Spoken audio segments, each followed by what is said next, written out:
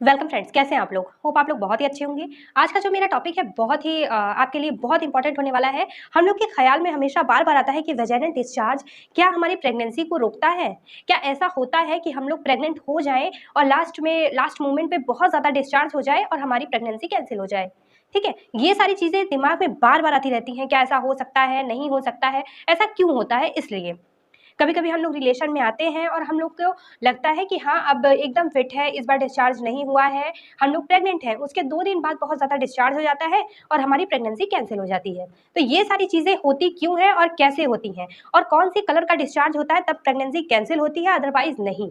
तो ये सारी चीज़ें जो दिमाग में है ना, उनके बारे में आज हम लोग डीपली नॉलेज लेंगे, डीपली बात करेंगे कि कैसे ये सारी चीज़ें सही हो सकती हैं और इनको हम लोग कैसे रोक सकते हैं होने से। तो सबसे पहली चीज़, वेजाइनल डिस्चार्ज क्यों होता है? देखिए, डिस्चार्ज आपका तभी होगा जब आप लोग जैसे बहुत ज़्यादा कोई काम करेंगे, पैरों के सहारे, जैसे आपने रिलेशन बनाया है, आप प्रेगनेंसी के लिए अपने सोच रही हैं, आपने रिलेशन बनाया है, लेकिन उसके बाद आप लोगों ने क्या किया कि नेक्स्ट डे आप लोगों ने बहुत ज़्यादा काम कर लिया, बहुत ज़्यादा भारी सामान उठा दिया। बहुत ज़्यादा, कुछ लोग कहते हैं ना, बकेट वगैरह उठा लेंगे भारी, या फिर अदरवाइज़ डंबल वगैरह उठा लेंगे, एक्सरसाइज़ वगैरह करते हैं, लेग एक्सरसाइज़ बहुत ज़्यादा कर लेंगे। तो उन लोगों के साथ में अक्सर ये सारी चीज़ें देखने को मिलती हैं कि उनका तुरंत डिस्चार्ज हो जाएगा और प्रेगनेंसी कैंसल हो जाएगी। तो उसे कैसे हम लोग रोक सकते हैं? इस बारे में अब हम लोग बात करेंगे। दूसरी चीज़, कई सारी लड़कियाँ ऐसी होती है ना कि आपने अगर प्रेगनेंसी के लिए सोच रही हैं, तो उसी बीच, जैसे आपने आज रिलेशन बनाया, नेक्स्ट डे आप लोगों ने कुछ बाहर का फास्ट फूड खाया, ऐसा फास्ट फूड जो आपको पेट के लिए बहुत ज़्यादा नुकसान कर दे, तो उससे भी ड्राइनेस, डिस्चार्ज होना शुरू हो जाता है। ठीक है? तो उस चीज़ को भी आपको रोकना है। हाँ, नेक्स्ट आप लोग रिलेशन के बाद जस्ट, लोग बहुत सारे होते हैं ना कि डे में अगर रिलेशन में आ रहे हैं, प्रेगनेंसी का सोच रहे हैं, रिलेशन में भी आ रहे हैं और बाद में उसके उठ के तुरंत काम करने लगना है, तो ऐसा नहीं है। अगर आप प्रेगनेंसी का सोच के रिलेशन में आ रहे हैं, तो प्लीज़ तुरंत मत उठिए। आप कम से कम अपने आप को 5 मिनट का रेस्ट दें बेड पे, उसके बाद ही उठें। तुरंत उठ के जाने से भी प्रॉब्लम होता है। नेक्स्ट, आप लोग को बाथरूम नहीं जाना है तुरंत।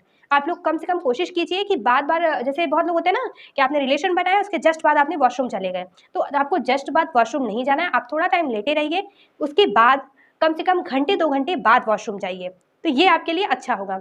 नेक्स्ट, हम लोग कई बार सोचते हैं ना कि अच्छा, उस टाइम पे कोशिश करें कि हम लोग क्लीन रह सकें, एकदम क्लीन हो, एकदम नहा लें, ऐसे कर लें, वैसे कर लें, तो ये सारी चीज़ें करने लगते हैं, ठीक है? अब आप लोगों ने मतलब रिलेशन बनाया, उसके बाद आप तुरंत नहाने चले गए या फिर तुरंत वॉशरूम चले गए क्लीन करने के लिए, तो ये सारी चीज़ें भी आपको दिक्कत करेंगी प्रेगनेंसी होने के लिए।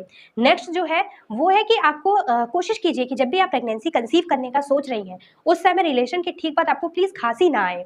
हाँ, ये चीज़ें बहुत अजीब है, सुनने में बहुत अजीब है। कई-कई बार ऐसा होता है ना कि हम लोग रिलेशन में आते हैं और हम लोग को लगता है हाँ, सब कुछ बेटर है, उसके तुरंत बाद खाँसी आ जाती है और सब कुछ बंटाधार हो जाता है, ठीक? ऐसा हम लोग के साथ में अक्सर होता है। तो इस चीज़ को भी रोकने के लिए प्लीज़ पूरी कोशिश कीजिए, अगर खाँसी आ भी रही है तो अपने बगल में पानी वगैरह रखे रहिए ताकि आप खाँसी को रोक सकें।